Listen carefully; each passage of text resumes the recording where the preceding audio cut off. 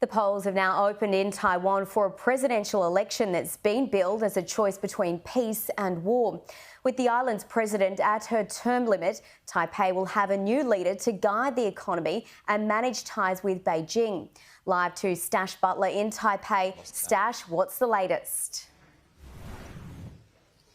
So we're here at a Taipei polling station. The first voters have just arrived, and among them, the leader of the third party, Taiwan's third party, the Taiwan People's Party, Ke Wen-je, former mayor of Taipei, led the city for 8 years up until 2022. He's just spoken to media and cast his ballot. Any minute now, he's going to emerge from that process. Yesterday evening, Ke and his campaign held a huge rally in central Taipei on the street leading up to the presidential office. They said 350,000 people were there. Now, Ke's supporters are mostly young people. Ke himself says he can thread a middle way through relations between Taipei and Beijing, and he's focusing on domestic issues, something that young voters are particularly concerned about: the price of housing, the cost of living. His main opponents are Lai Ching-te, the current vice president candidate for the ruling Democratic Progressive Party, who sees Taiwan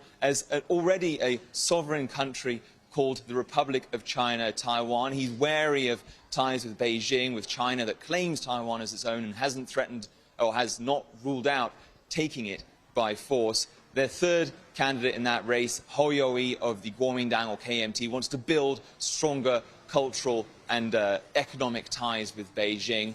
So really, but at the moment, it's just a case of voting. We're going to see throughout the day these candidates turning up at polling stations where they're registered. Ke here in the capital will be bringing you more as they come.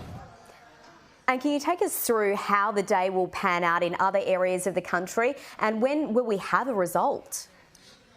Well, really, for the campaigns here, it's a day of rest for these candidates who've been trekking up and down the country, meeting voters frantically for the last few months. That's because I think we're just seeing Ke passing behind us in a moment here. We'll show you footage of him when he comes by. But for him and the other candidate, it's really a day of rest because Taiwan's election law strictly bans campaigning on election day. That's why behind me you see no election posters. There are no people flyering outside. Recently on the internet, images of a man who'd shaved a picture of Ke's face onto the back of his head went viral. The Election Commission has said he's not allowed to vote unless he wears a hat. Apart from that, other quirks are, here he comes, Ke Wen-je behind me, the former Taipei mayor and third-party candidate, dark horse candidate, the wildcard candidate in this race, having his tie adjusted there by his campaign.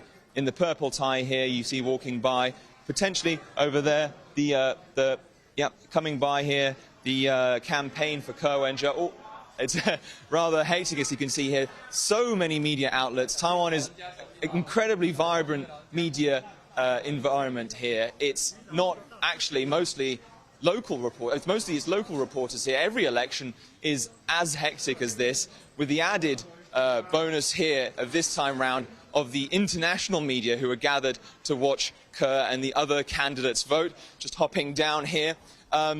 So now that Ke has voted, we'll see the other candidates voting. For many people around the country, Taiwan has 19.5 million eligible voters out of a population of about 23 million, crammed on an island half the size of Tasmania. Now, another quirk of Taiwanese voting is there's no postal voting. Everyone has to return to the place where they're registered originally, where they grew up. So about 750,000 people yesterday returned home on the trains. That was a higher number than in 2020, the last presidential election, when turnout was 75%. So we're going to have to see if that affects turnout. Polls here close at 4 p.m. We should have an idea of who's winning in the 4 or 5 hours following that, and a victory speech at the earliest around 9 or 10 p.m. Thanks, Dash. We'll let you go and get involved in all that action over there. Thank you.